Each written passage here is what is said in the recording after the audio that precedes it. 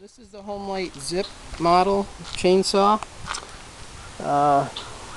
This saw has a brand new Tillotson carburetor kit installed, and it's a 77cc saw made between 1958 and 1962.